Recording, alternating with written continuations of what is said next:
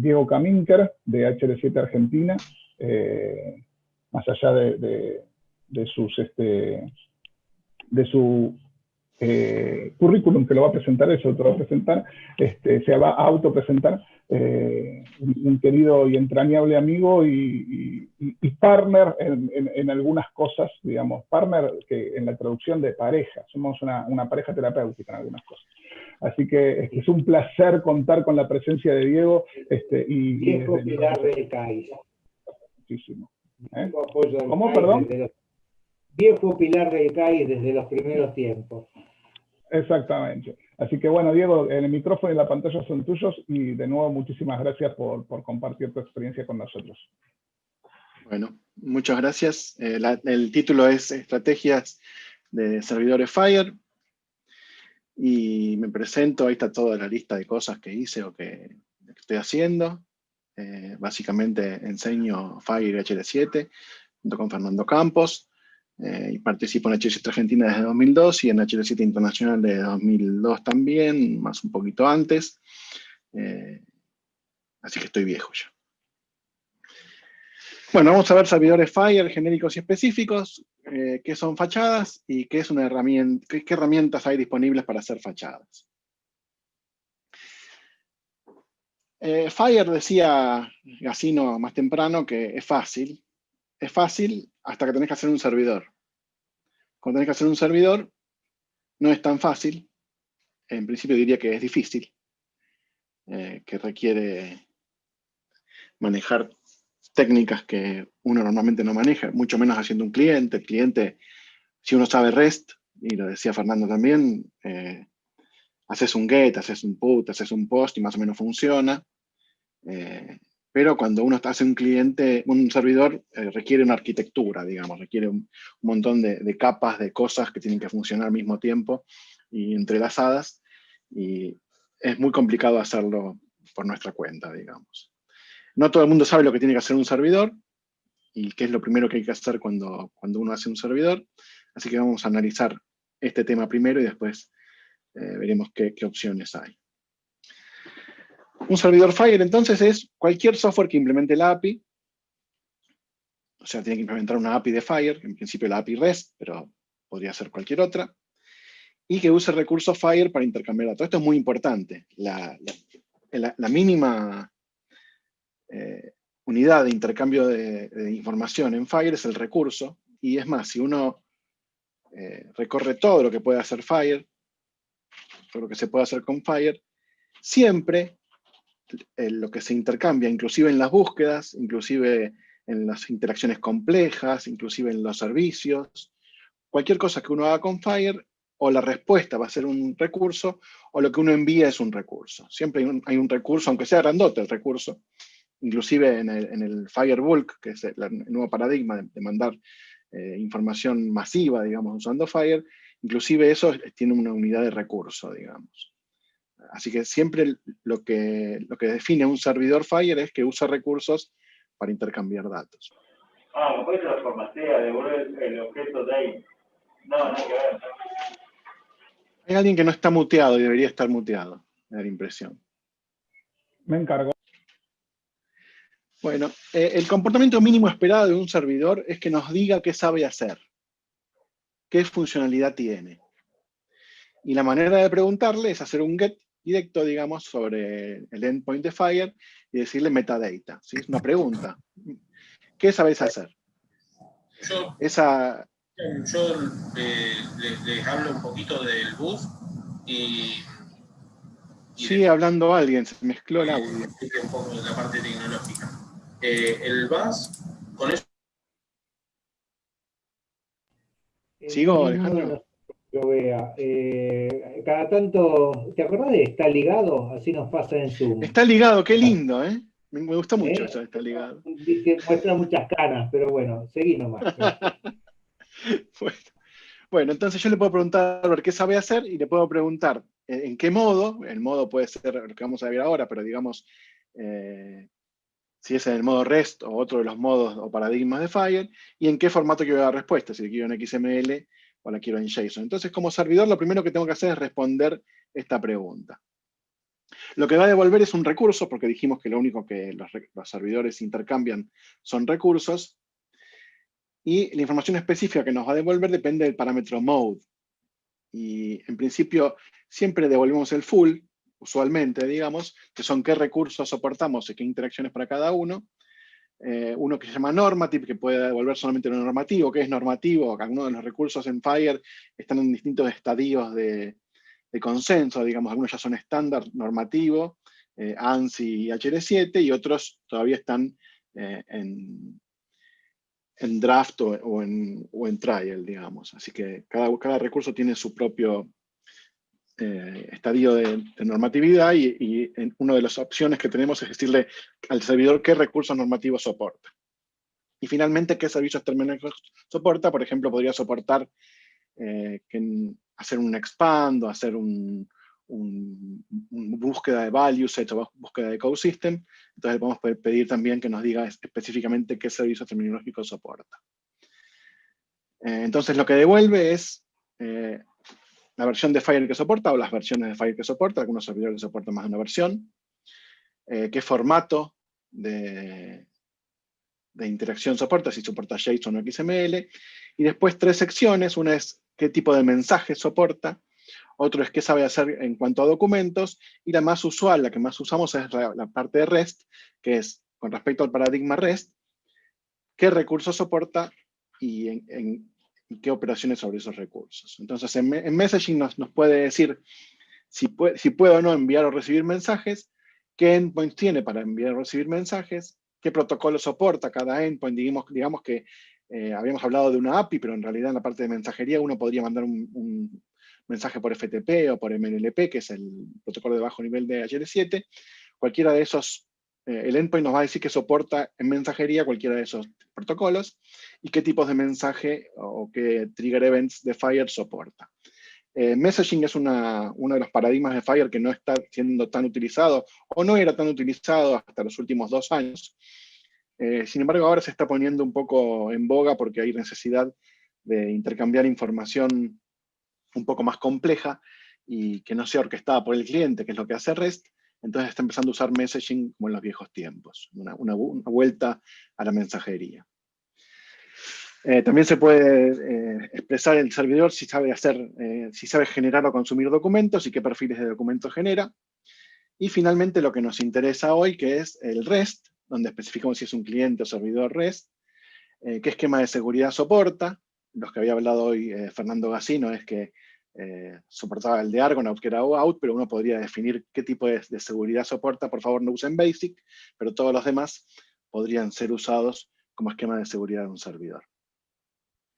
Y después, para cada recurso que gestiona el servidor, tenemos que especificar el tipo de recurso, patient, document referent, etcétera, qué perfiles específicos, los perfiles argentinos, los perfiles de Argonaut, qué interacciones, si sabemos si el servidor sabe dejar que alguien lea un recurso, o que lea un recurso versionado, que es el read, o que pueda actualizar un recurso, o que pueda actualizar parte de un recurso, que es un patch, o si soporta delete, o sea, borrar un recurso, o si soporta historia por instancia o por tipo o por clase de recursos, si soporta creación, y qué parámetros de búsqueda soporta para cada uno de estos recursos. Finalmente, si soporta versionado y si soporta alguna operación especial. Un ejemplo sería pesos match, que es, o patient location. Son operaciones especiales sobre los recursos que el servidor soporta o no. En este metadato, en esta declaración, lo que hacemos es decir qué cosas sabe hacer nuestro servidor. No nos pueden pedir nada que no sepamos hacer. En general, las herramientas de generación de servidores, que vamos a ver después, automáticamente, a partir de las cosas que implementamos en un servidor, nos generan el metadata o conformance statement. Bueno, sobre operaciones básicas que implementamos, en este esquema RESTful, que es el más común, las transacciones se hacen sobre el servidor haciendo solicitudes y respuestas a HTTP, y la API no gestiona ni autenticación, ni autorización, ni auditoría. Y fíjense que lo que habló hoy Fernando en el bus es lo que hacemos hincapié en autenticación, autorización o auditoría. Justamente como las operaciones no lo soportan, lo que hacemos es poner algún componente, alguna capa que nosotros programamos o que compramos o que obtenemos, que nos cubre esta necesidad a través de middleware o a través de algún otro paradigma, depende de la componente que tengamos para implementar auditoría, autorización o autenticación.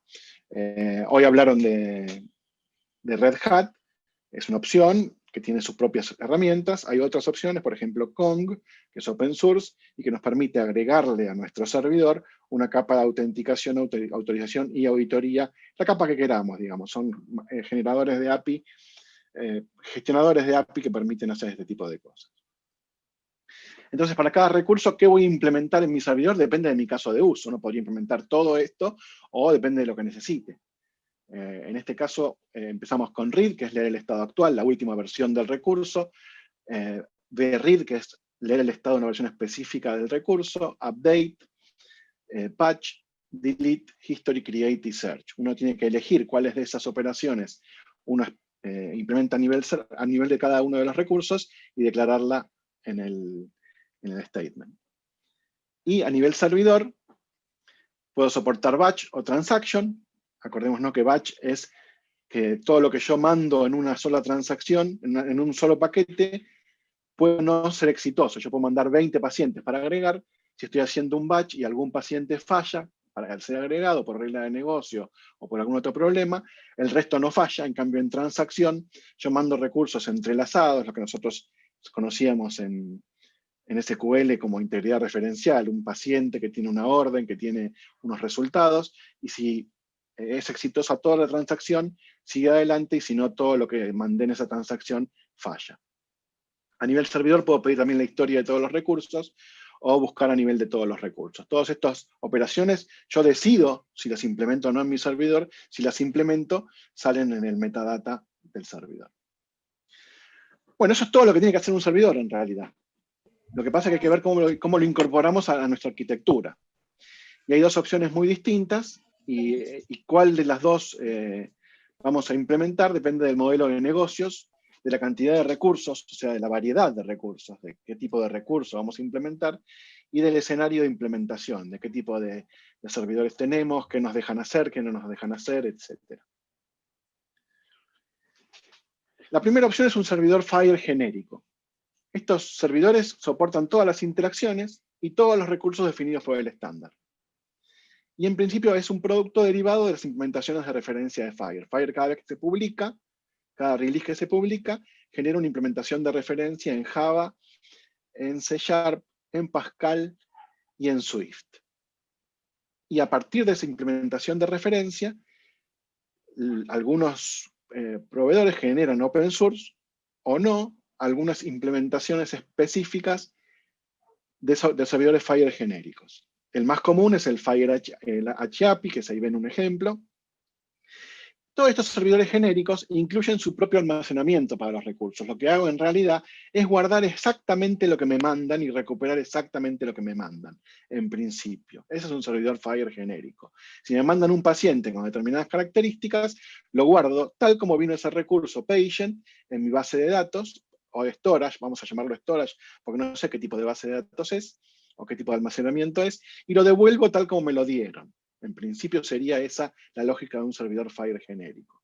Hay un montón de compañías proveyendo servidores FHIR open source. Open source me refiero a que uno lo puede instalar o compilar y no tiene que pagar nada, salvo que quiera soporte.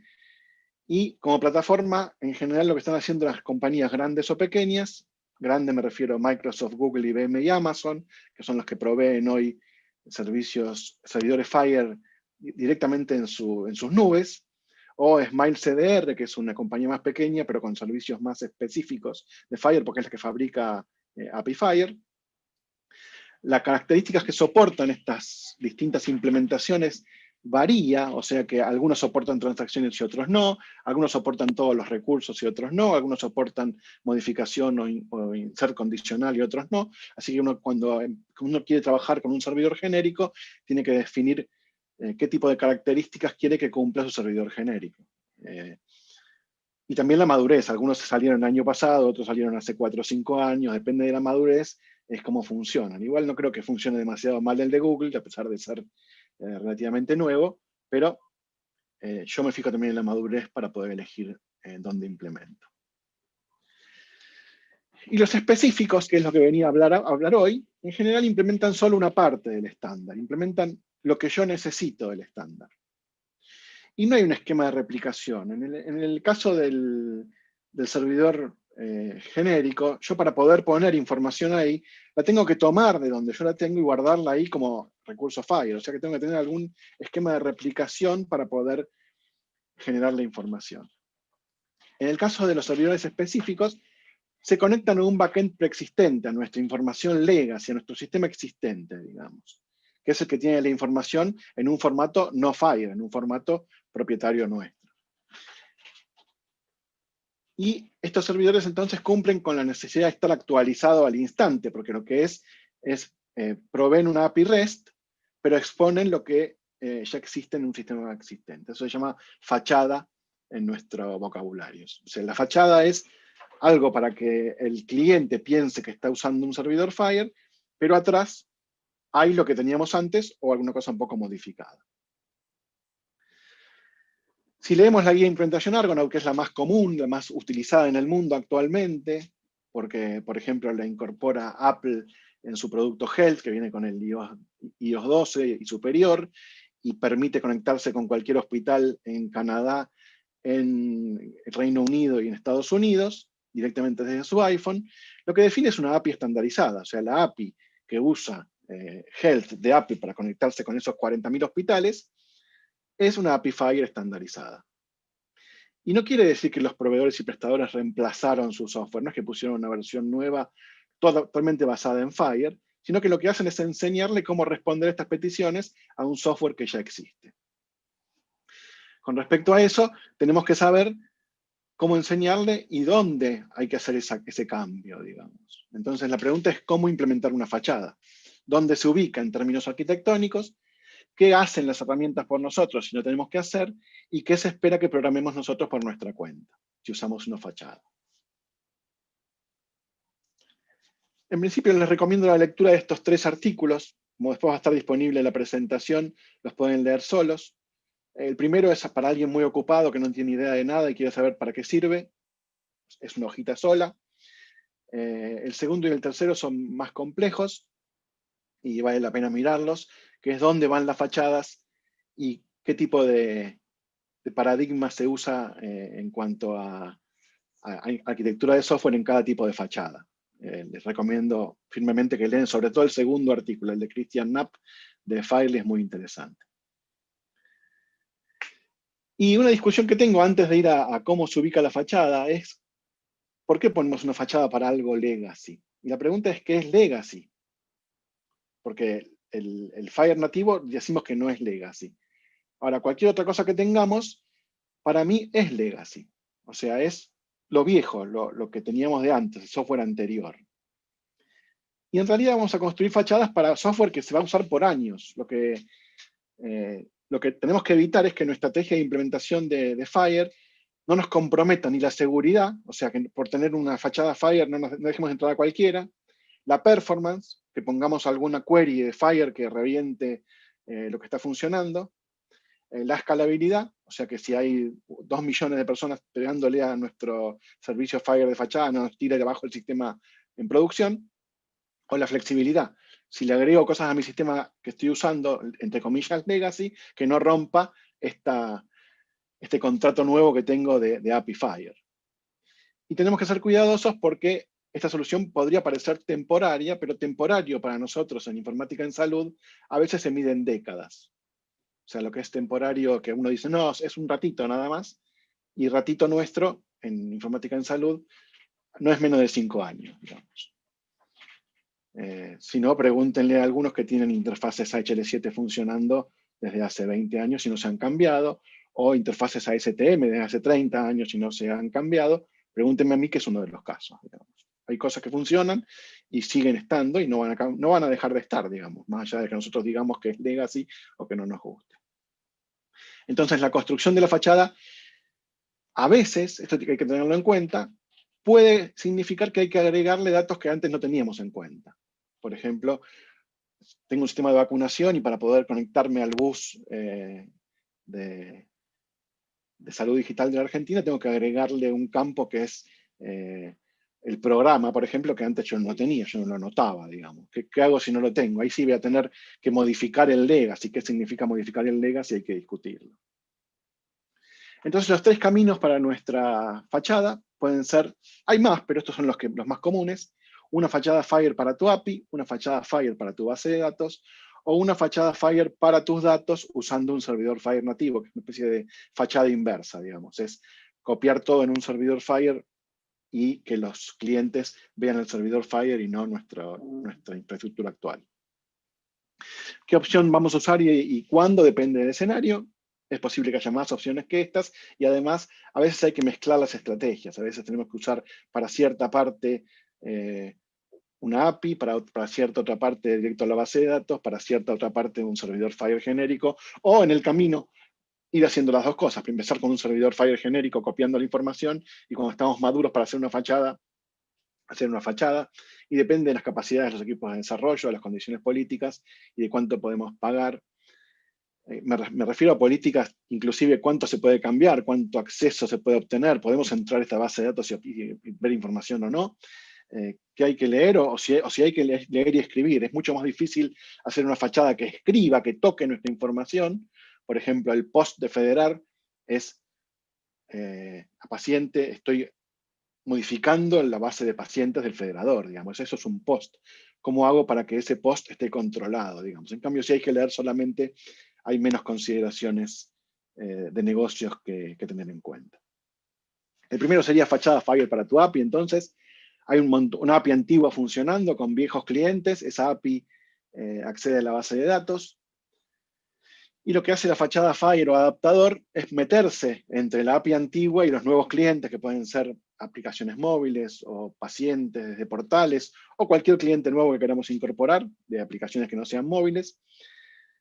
Y lo que hace el adaptador es entender ambos mundos: el mundo de Fire, o sea, cómo se escriben las cosas en Fire, y cómo define las cosas la aplicación en todo sentido: el vocabulario, los elementos de datos, el flujo de trabajo y el transporte.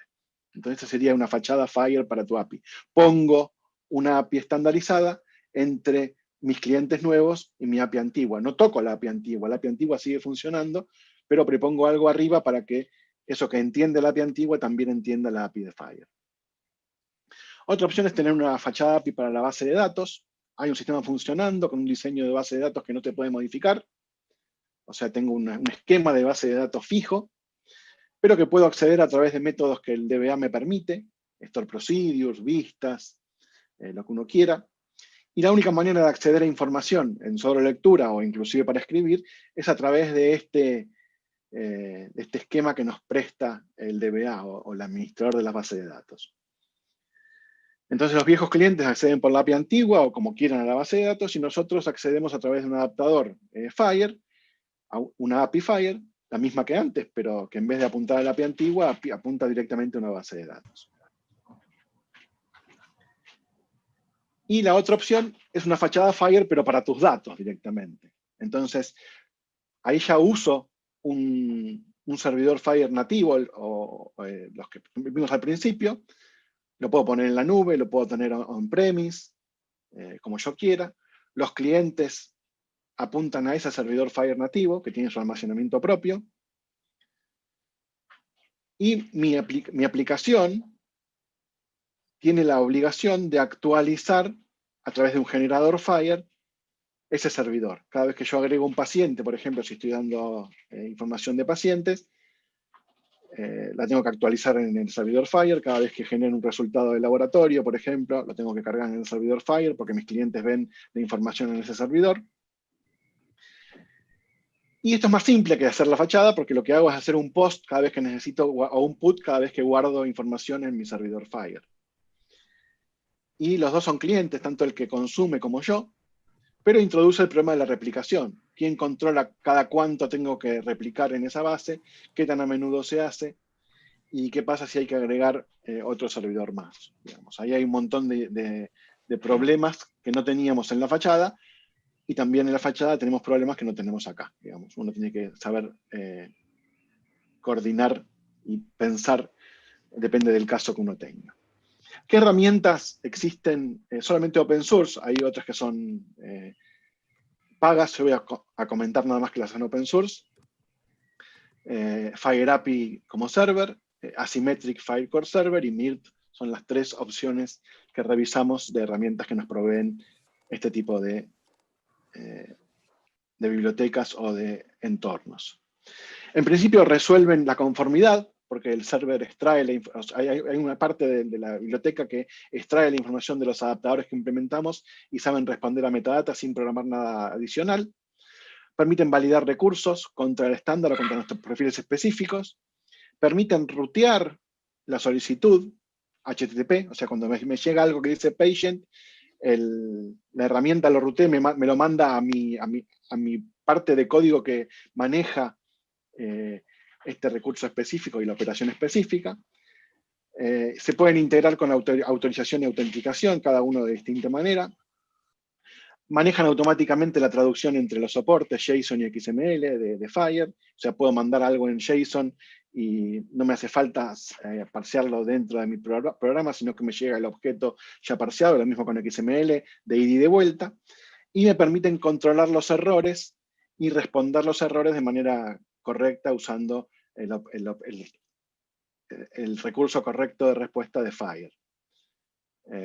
Si no, yo podría responder errores de manera desordenada usando HTTP y conviene siempre responder correctamente los errores de Fire. Cualquiera de las bibliotecas lo permite hacer. También nos permiten paginar. Como esto es RESTful y es Internet, a veces devolvemos nada más que 20 registros. ¿Cómo hacen para obtener los siguientes 20 registros? Cada una de las herramientas que manejan servidores permite calcular el total de páginas, permite proveer vínculos a página siguiente y anterior, permite denominar a las búsquedas con algún identificador temporario y poder recuperar esa búsqueda que habíamos realizado. Todo eso lo permite hacer cada herramienta. No todas las herramientas soportan todas estas cosas, pero algunas soportan y otras no. Y lo mismo hacer un caché. ¿Cómo hago para hacer un caché? Y que si alguien me pide 10 veces lo mismo, le respondo lo mismo, sin volver a calcularlo. Algunas de estas herramientas permiten generar caché automáticamente. Algunas nos permiten soportar los distintos paradigmas, operaciones especiales con signo pesos, mensajería, transacciones, documentos, suscripciones, etc. Algunas soportan al mismo tiempo una versión o más de Fire y algunas permiten incorporar también Smart on Fire. Esto es todo lo que resuelven, pero ¿qué tenemos que desarrollar nosotros? Siempre vamos a tener que programar algo sobre la plataforma, en Java, en Node.js, en C# o en JavaScript. Ese algo es más o menos complejo dependiendo de la distancia. Alguien está haciendo ruido. Está haciendo carga y descarga. ¿Ya está? Me encargó. Bueno. Este algo que tenemos que programar es más o menos complejo, depende de lo que tengamos nosotros en nuestra aplicación y el modelo de Fire o el perfil que tengamos de interoperabilidad con el cual tengamos que cumplir y de lo que llamamos las disonancias de vocabulario. Si yo llamo algo J, pero en el vocabulario estandarizado que tengo que usar se llama 21, ¿cuántas de esas tengo y qué cosas hay que resolver en esa normalización de vocabulario? Entonces tengo que programar adaptadores, tengo que programar mapeadores, tengo que implementar mis reglas de negocio porque Fire no se encarga de mis reglas de negocio. Si los pacientes no se pueden repetir, es un problema mío, no de Fire. Fire me va a llegar el recurso y yo tengo que defenderme de ese posible error que me van a introducir si hacen un post. Entonces las reglas de negocio las tengo que implementar yo. Lo mismo si alguien puede o no puede acceder a determinado recurso o a determinada instancia de un recurso.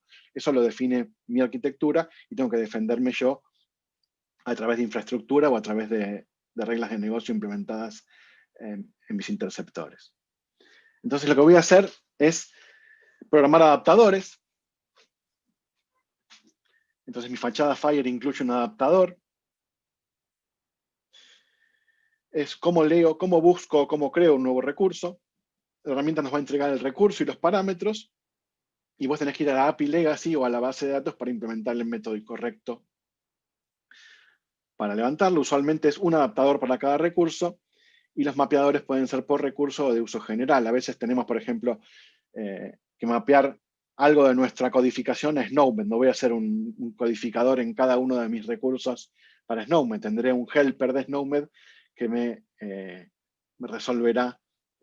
Digo Snowmed como podría decir cualquier otro vocabulario, un vocabulario HL7, por ejemplo, un vocabulario LOINC. ¿Cómo hago para mapear? No lo voy a poner en cada recurso, sino que voy a tener un mapeador genérico de vocabulario para cada vocabulario. Tengo que mapear las estructuras. En el dibujito se ve mejor. Yo tengo mi modelo de datos donde tengo persona, nombre, segundo y apellido. ¿Cómo llevo de eso a Fire o de Fire a eso? Y las disonancias pueden ser asombrosas. Digamos, nos tocó ver un montón de cosas distintas. Supongo que a Fer Gassino también y a David. A veces tengo más de un recurso que mapear a un elemento, más de un elemento a un recurso, elementos que faltan de un lado o con repeticiones de un lado pero únicos del otro. Ese tipo de mapeo lo voy a tener que resolver de alguna manera. No digo que hay una bala de plata, tengo que para en cada caso ver si pierdo o no pierdo información y si tengo toda la información que hace falta. Tengo que mapear sistemas de codificación. En la guía de implementación dice male, female y unknown, y en mi sistema tengo 1, 2 y 3. ¿Qué sé yo qué es 1, 2 y 3? Alguien sabrá y me dirá, 1 para mí es masculino, 2 es femenino y 3 es desconocido. ¿Y qué pasa si no lo sé? Digamos, ahí tengo que mapear las variantes conocidas más las desconocidas. Y los identificadores. Yo tengo el tipo de documento, pasaporte peruano, DNI, número de seguridad social, licencia de conductor. ¿Cómo llega a las cosas que definí en mi guía de implementación Fire a través de un OID o una URL? ¿Sí? El pasaporte argentino tiene un identificador en Fire, por lo menos en nuestras guías de implementación. ¿Cómo hago para transformar lo que yo tengo en mi base en ese identificador específico? Y las reglas de negocio. ¿Cómo hago para que haya auditoría? ¿Cómo hago para que haya autenticación y autorización? ¿Cómo hago para que manejar un caché? ¿Y cómo hago para que no me repitan identificadores o para que alguien que no puede tocar determinada registro lo toque o lo vea? Ese tipo de reglas las tenemos que programar aparte y no están incluidos en las herramientas. ¿Cómo se implementa esto? En Java Fire API a través de annotation e interceptors, que son hooks o digamos lugares dentro del procesamiento de los recursos que hace Fire API que nos permiten cambiar la conducta. Entonces, antes de grabar el recurso o después o antes de mandar la respuesta, yo puedo meterme en el procesamiento y cambiar la conducta de ese procesamiento específico de ese recurso en particular.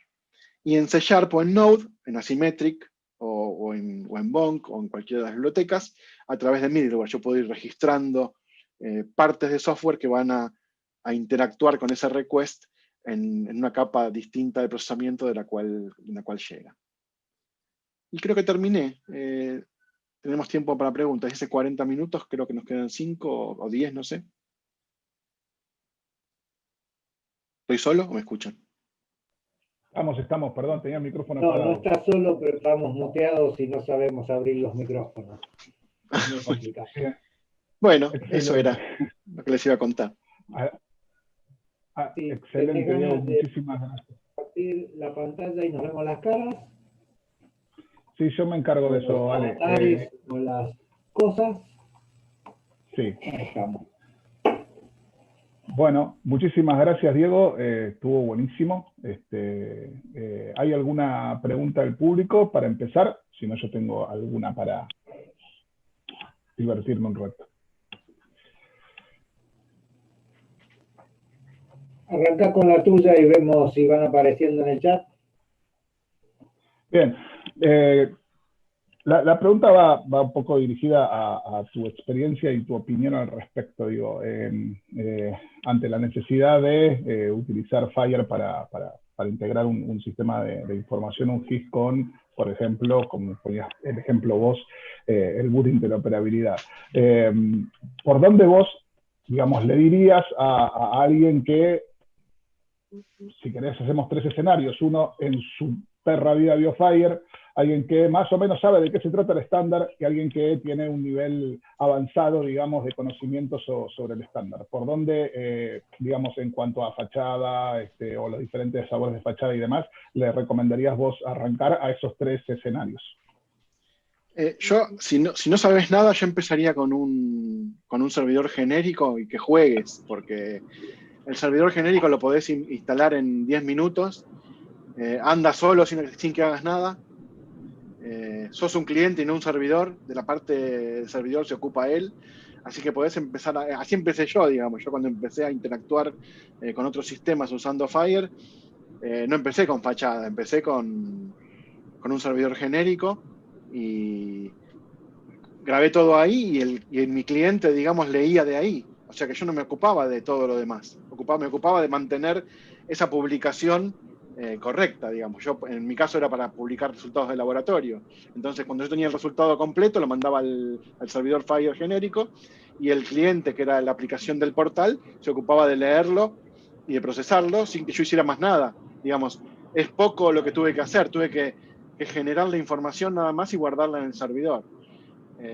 Cualquier otra fachada es más compleja. Tenés que arbitrar los medios y mapear con tu información en línea, digamos, y tenés todos los temas de escalabilidad y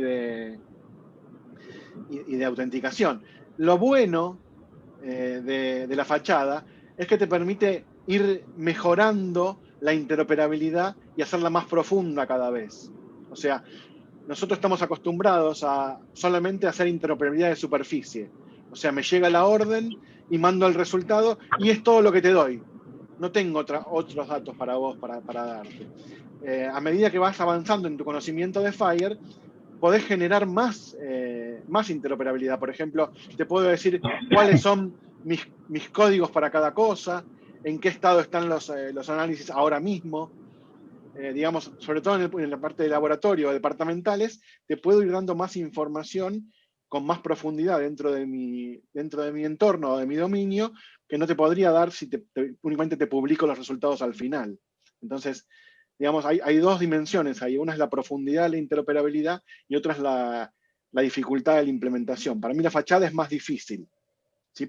Requiere más conocimiento. Y cuanto más servicios de fachada des, más complicado es. Así que yo empezaría con un servidor genérico y me iría moviendo a fachada, que para mí es más difícil, de a poco. Me refiero, un año trabajo con un genérico y el año siguiente empiezo a trabajar con la fachada, digamos, a ese nivel de complejidad. Bien, genial, gracias Diego. ¿Alguna pregunta del público? Les voy actualizando información.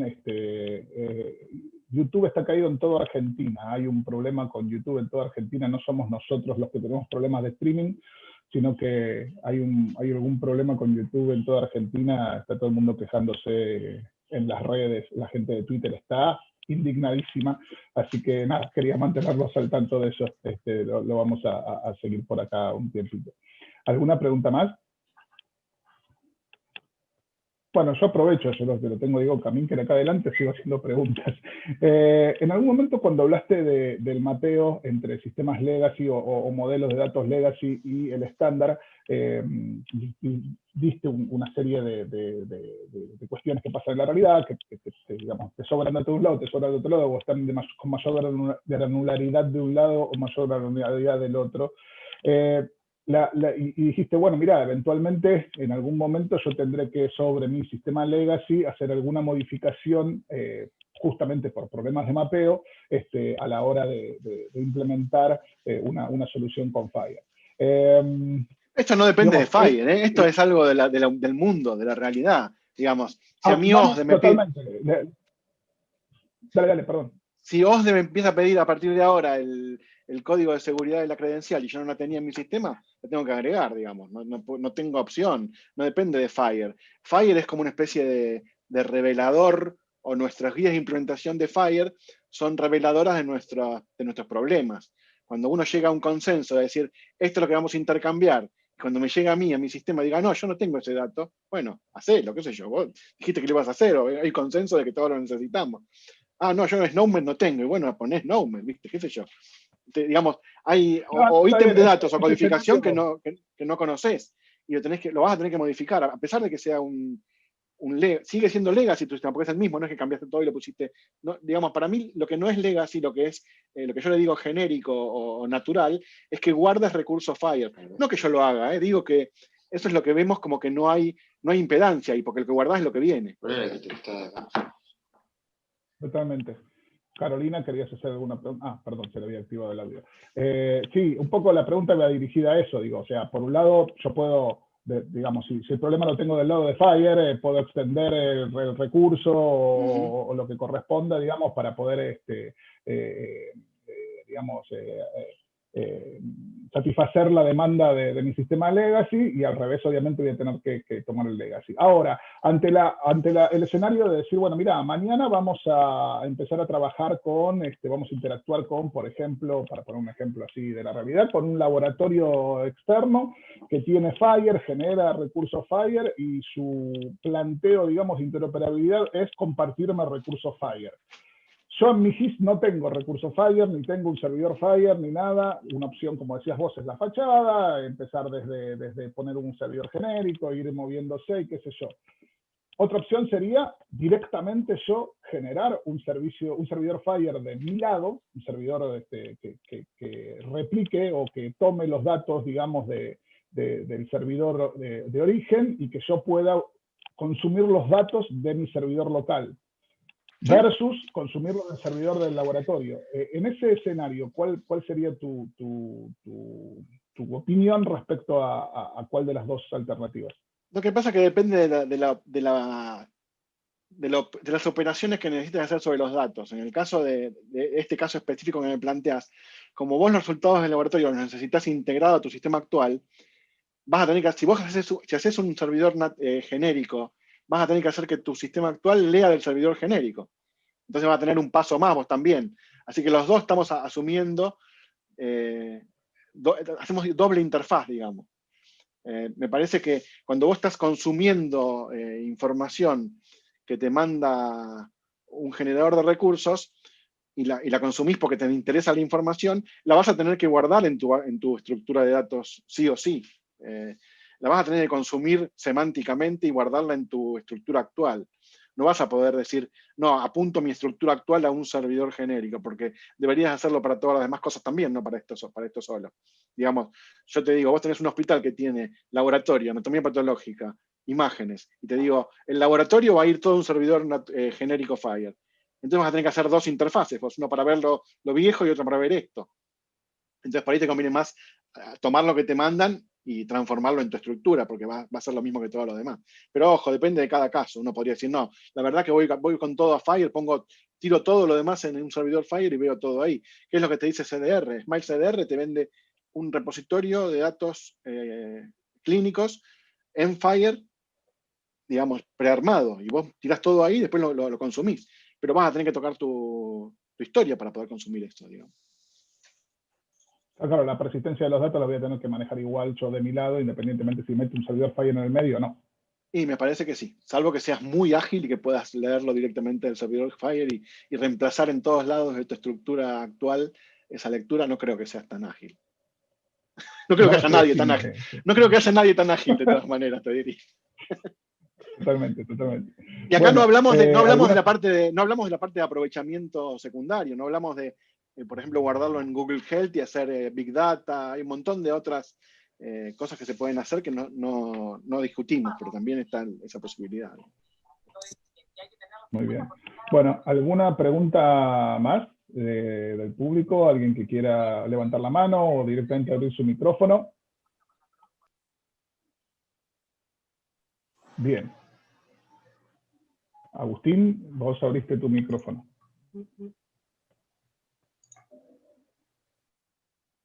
No, bueno, lo cerró.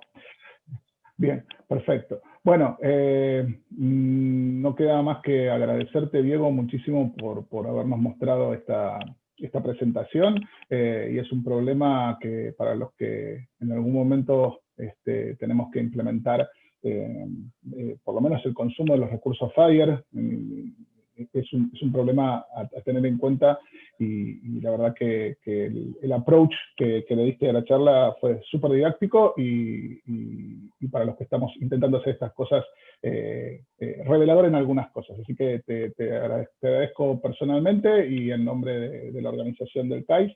No sé, Ale, si vos querés agregar algo más, o Fede, que son los chats. Yo agradecerle a Diego, que siempre ha sido, como dije al principio, pilar del CAIS, y nos vemos en la Conectatón, en la otra sala. Así es. Lo mismo. Muchas gracias, Diego, y sí, éxitos en la Conectatón, que es el hands-on de lo que charlaste hoy, y es la oportunidad para muchos de poder tener un acercamiento real a esta experiencia espectacular que nos transmitiste. Sí.